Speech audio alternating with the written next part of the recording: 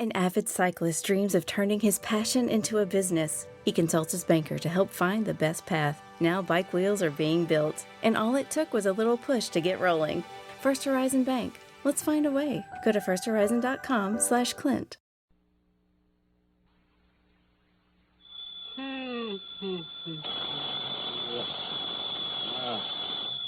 Yes.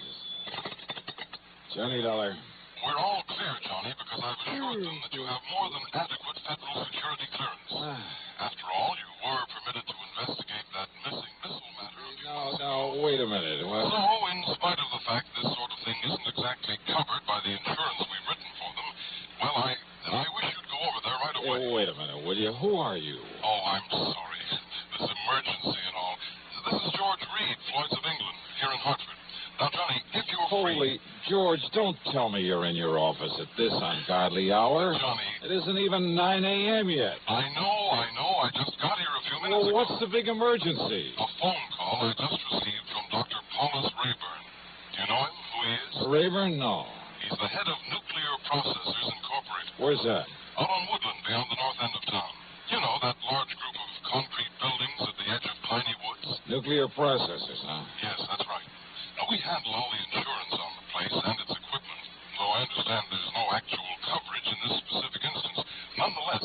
What do you mean? Nonetheless, because they're a client, in view of our reputation for extraordinary service at all times, plus the sizable premiums we collect from them, well, I hardly think we should let this call... Yeah, well, what's bothering this Dr. Rayburn out there? Something very important has been stolen, he tells me. Like what?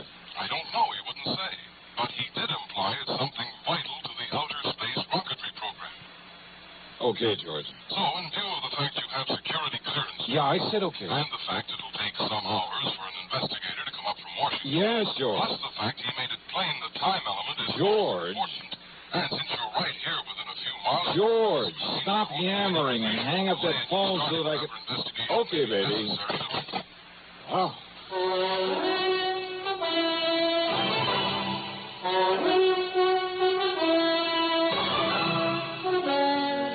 CBS Radio brings you Bob Bailey in the exciting adventures of the man with the action-packed expense account, America's fabulous freelance insurance investigator. Yours truly, Johnny Dollar.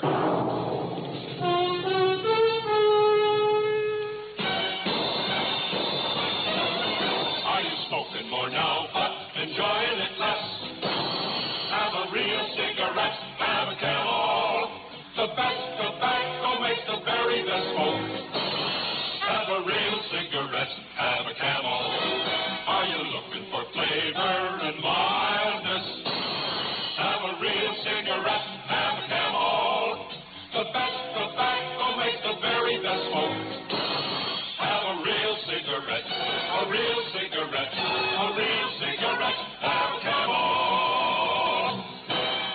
Year, Camel outsold every other cigarette, filter, king size, and regular. The best tobacco makes the best smoke.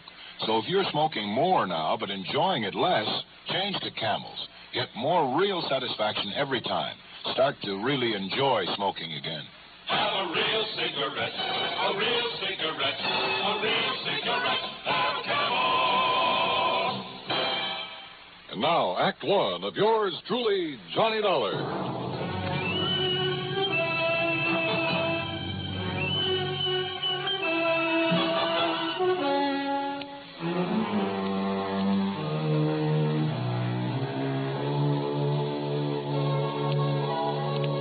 Expense account submitted by Special Investigator Johnny Dollar to Floyd's of England, North American Office, Hartford, Connecticut. The following is an account of expenses incurred during my investigation of the nuclear Goof matter. Expense account item 1, 40 cents for some coffee and a couple of soggy donuts along the way during my drive out to nuclear processors. A glorified sentry box beside the gate stood not one, but 3 armed guards. One of them was chewing out the other 2.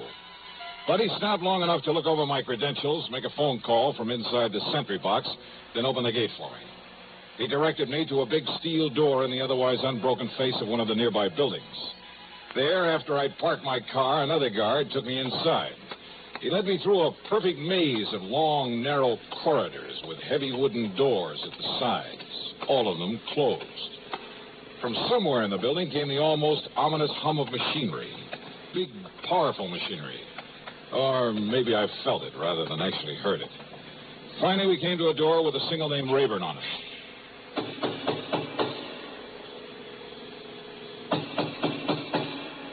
Come in. Come in, Mr. Dollar. Dr. Rayburn? Come in. Sit down, Mr. Dollar. Thanks. Only how do you stand it in here, Doctor? I beg your pardon. Well, compared to this place, the city morgue is real cheerful. I'm afraid these buildings were put here not for decoration, but to carry on the very important scientific work we have undertaken. Yeah, something to do with rocketry, I understand. Partially. And does that mean space probes, lunar shots, atomic missiles, and so on? Yes, something of the sort. Now, the time is of the very essence, Mr. Dollar. I take it Mr. Reed of Floyd's of England was somewhat vague about why I asked for you? Oh, that's the understatement of the week. But he told me something's been stolen. Yes. A minutely small quantity of a highly radioactive substance that is vital to a new concept in cyclotrons. That is to say, atom smashing. Oh, something like radium or uranium or strontium or... Yes, something like one of those elements. The point is that outside of the protective paramagnetic field in which we keep it here, it can become dangerous. Terribly dangerous, within a matter of hours. Oh, how dangerous? The tiny amount in the container that was stolen. But that container, made of lead, is no larger than this book, by the way. Well, Dollar, although its chain reaction is limited, there's enough in that container to wipe out a small city. But you said within a matter of hours, Doctor. The chain reaction could begin in anywhere from 4 to 6 hours from the time it left here, depending on temperature and whatever shocks and vibration to which it might be subjected. Then unless it's found and brought back here. Exactly. That is why I was afraid to wait for the men to get up here from Washington. But you have told them about this. I've told them everything. They promised to have men up here immediately. Do you know exactly when the stuff was stolen? It's now 9:34. Yeah. Dr. Rallinoff left here with this material at exactly 7:46. Rallinoff? Dr. Igor Rallinoff, the man who stole it from us. But if you know... If only he knew the terrible potential destructive power of this thing he's carrying about with him. You must find him, Mr. Dollar. It must be returned to us before it's too late. Here's Hollywood star Mona Freeman. Who feels like acting with a miserable cold? I relieve cold distress the fast way, with 4-way cold tablets. Yes, tests of all the leading cold tablets proved 4-way fastest acting. Amazing 4-way starts in minutes to relieve muscular pains and headache, reduce fever, calm upset stomach, also overcomes irregularity. When a cold strikes, do what I do. Take 4-way cold tablets. It's the fast way to relieve nasty cold distress and feel better quickly. 4-way, only 29 cents.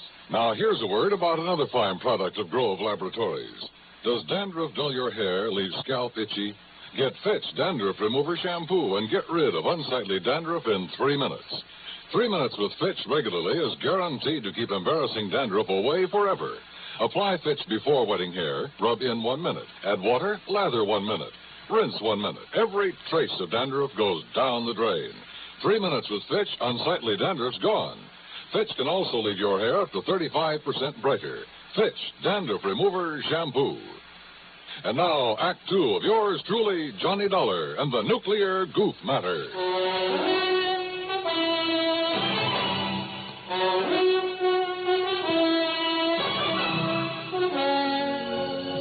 Yes, Mr. Dollar.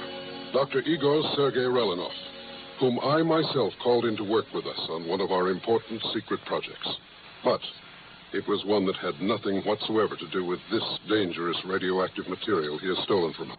He does not realize the potential death and destruction he's carrying about with him.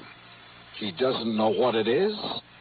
Then why did he steal it? Not knowing what it was, not knowing its destructive power, he nevertheless must have realized it would be of importance to, shall we say, to a foreign government. Rallinoff. You see, because of pressure from Washington on the project to which I had assigned him, well, I had employed him. I alone am responsible for bringing him here before obtaining a final security clearance on him. Oh, then I guess you're in real trouble. If you can find him, if you can return that leaden container with that deadly material in it... And you have no idea where he might have gone when he took off from here? We have only his address and a list of the names of some of his friends here in Hartford. Then let me have them.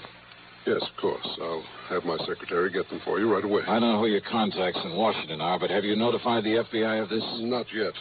After all, Mr. Then do it right away. Call the New York office. If nothing else, they'll at least be able to tell you if this running-off is a spy. I'm afraid he can be nothing else. If only the guards had questioned his leaving so soon after he got here. If only you hadn't hired him in the first place without getting a proper clearance on him. But his recommendations were excellent. His references. I got no negative reports. Oh, let's face it, Doctor. You're in trouble whether we find him or not. I know. To say nothing of what'll happen if heat or vibration or something triggers off that chain reaction you were talking about. Or even just the passage of time. I know. Give me those names and addresses. And more important, this, Mr. Dollar. Oh, what's this? A detector. A sort of adaptation of the Geiger counter. In very compact form. It reacts only to this material that was stolen. Then if I get near him and he has the stuff with him? It will make a clicking sound like a Geiger counter. Now, this tiny needle will move and indicate the degree of radioactivity. All right, good. Provided, of course, this switch is on. I see. But be very gentle. Oh? It's extremely delicate, like a fine watch. So be very careful.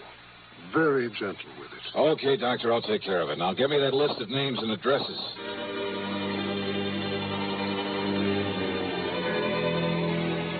Expense account item 2420 for a tank full of gas, and I really stepped on it getting back to town. The delicate little instrument on the seat of the car beside me. Simple-looking device. A tiny metal box with a switch on the front, a dial on the face of it with the needle pointing at 0. Even when I turned on the switch. Even the radium on the dial of my wristwatch got no response from it. I decided to go first to Runenoff's address, way the other side of town, south of Colt Park. Then it suddenly occurred to me that in all the rush, I'd failed to get a description of the man I was looking for, or even a photograph of him. Oh, sure, with a name like Runenoff and a scientist, it wouldn't be too hard to picture him mentally in a general sort of way. And if there was a landlord or landlady at the place he lived, even a neighbor, I could get all the description of him I'd need. Nonetheless, within a few blocks of the place, I decided to stop somewhere and telephone Dr. Rayburn. You know something? That decision got me nothing but trouble and delay. At the next corner was a drugstore. I knew there'd be a phone booth. I watched the bus pull away from the corner, then drove in to park, not seeing the young fellow who just stepped off the bus until it was too late. Good Lord, I've killed him. All right, folks, please, listen. Look, it was an accident. Now, look, he'll be okay. Come on, help me, somebody, will you please? Pick up his bag there, and I'll get him to a hospital. Help me, will you? Here, I'll help you, mister. You think he's still alive? Yeah, he's still alive. He'll be all right. Please, open the door for me. Well, sure. And here's his briefcase. Toss it in back. Sure. There. Now, when the police come, tell them I've taken him over to General Hospital, please, will you? Yeah, sure.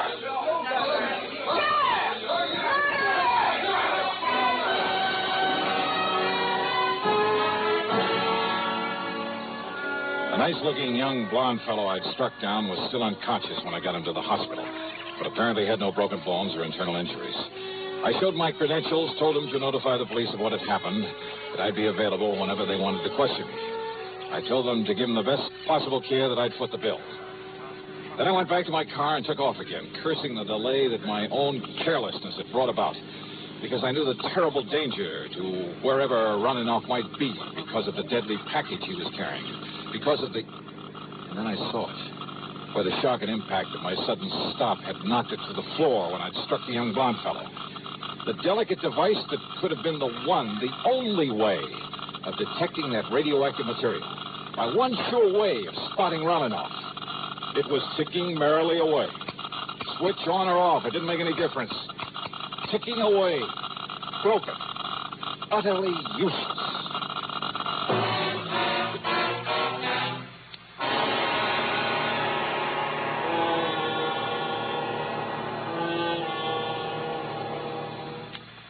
We'll continue with the third act of yours truly, Johnny Dollar, in exactly 1 minute.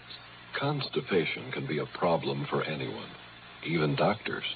And when constipation occurs, it's interesting to see just what doctors consider important about a laxative they might use or recommend. Well, a majority of the doctors we heard from had this to say. A laxative should be effective, gentle, as close to natural acting as possible, and a medicine that can be used with complete confidence. Now, X-Lax has been popular with many doctors and millions of people over the years because chocolated X-Lax is effective. Overnight, it helps you toward your normal regularity. X-Lax is gentle. Next morning, it gives you the closest thing to natural action. And that's why many doctors and millions of people use X-Lax with complete confidence. X-Lax, the laxative that helps you toward your normal regularity gently, overnight. Is X-Lax in your medicine cabinet? And now, Act 3 of yours truly, Johnny Dollar, and the nuclear goof matter.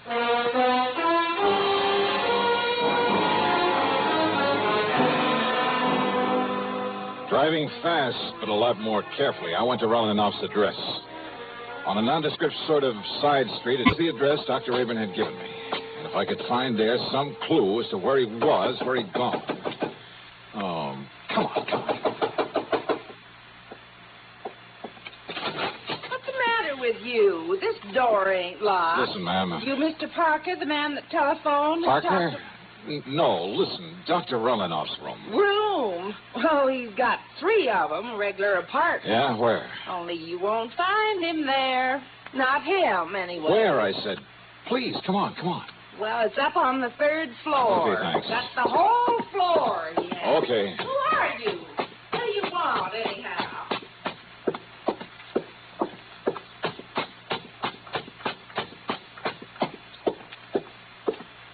Oh, great, I didn't get the key from her.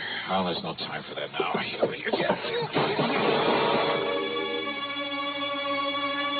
Up and headed over toward one of the windows. I never got there. You're not Parker. Huh? I thought not. Yes, sir.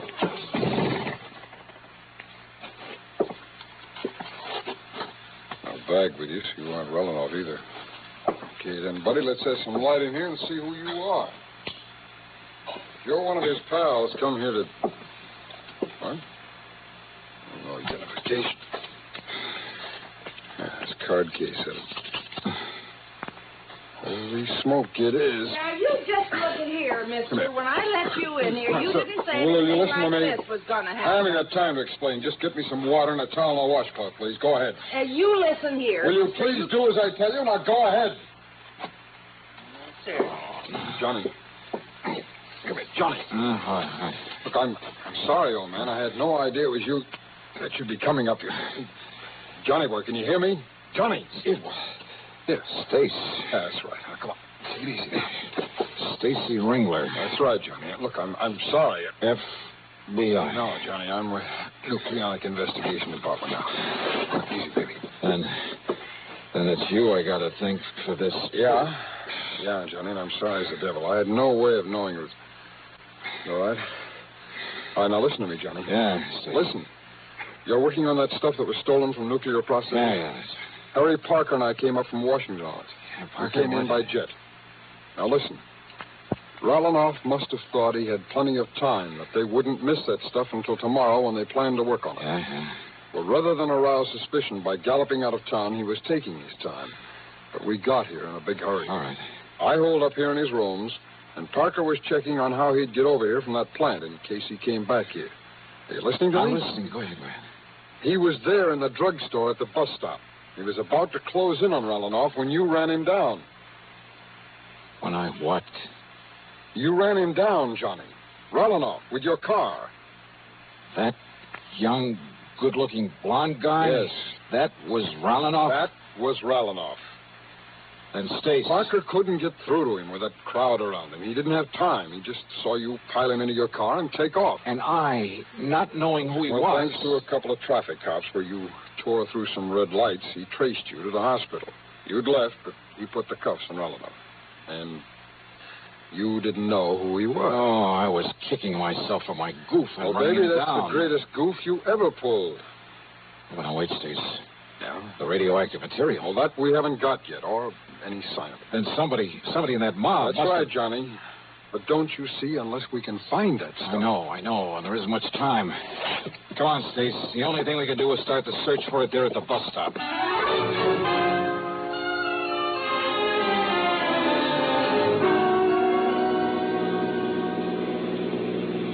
Johnny, unless we can locate every one of the people who were there. And Parker said there was a big crowd by the time he got out of that drug. Hey, where'd you get this? A detector for radioactivity. Yes, I know. Where'd you get it? Dr. Rayburn gave it to me. Thank heaven the darn thing is run down now. It's what? It fell off the seat. It must have got busted. What do you mean? It was clicking like mad, even with the switch off. Busted. No. Huh? Busted or not, Johnny, there's only one thing in the world that could have made it operate. So don't you see, until it ran down the tiny battery that was... You're sure of that? Of course I am. Now, where was it when you heard it make the clicking? Johnny, what's the matter? Good Lord. Yeah, come on. Look, behind the seat. What? This briefcase of yours, Buster? Stace, the man who helped me put him in the car. This thing, it weighs a ton. Gently, Stace. What? Not mine. Rollinov's. Then it's weight. The lead container with the stuff in it. Then your goof really paid off. Yeah. What time is it? It's 11:38. 39. Would go off in 4 to 6 hours. After 7:46 this morning. That means we have exactly 7 minutes. Yeah. Johnny, can we make it back to the planet time? Unless some sudden change in temperature, some shock, a vibration sets it off. I'll drive as fast as I dare. Okay, Johnny. Hold it gently, Stace. Yeah. And maybe you'd better pray a little. Yeah.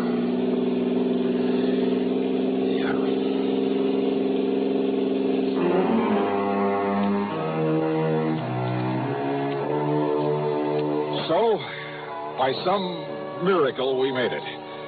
But only seconds before that tiny mass of nuclear destruction was due to become critical. Yeah, we made it. By the skin of our teeth. But, after all, what more could you ask? Expense account total... Oh, so what? I needed a tank full of gas anyway. Yours truly, Johnny Dollar.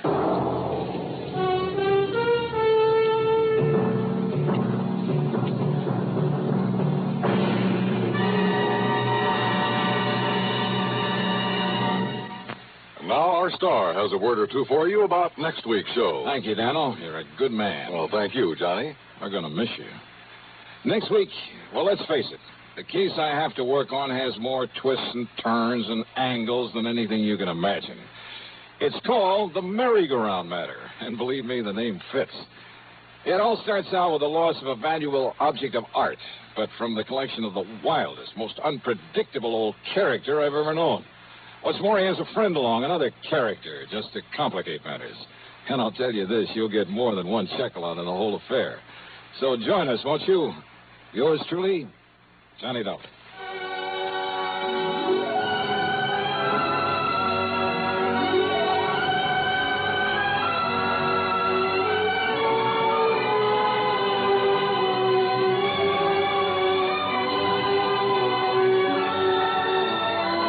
Yours truly, Johnny Dollar, starring Bob Bailey, originates in Hollywood and is written, produced, and directed by Jack Johnstone.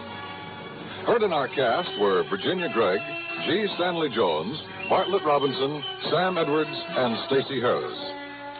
Be sure to join us next week, same time and station, for another exciting story of yours truly, Johnny Dollar.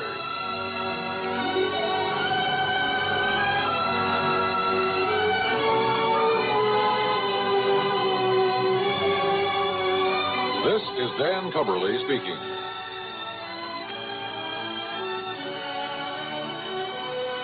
This is the CBS Radio Network.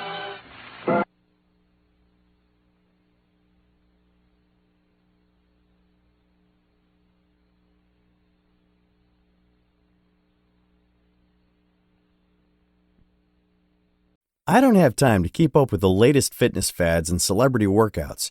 I just need a fitness and nutrition plan that actually gets results. Caliber is a top-rated, science-based fitness program completely customized to my needs and abilities, designed around my schedule.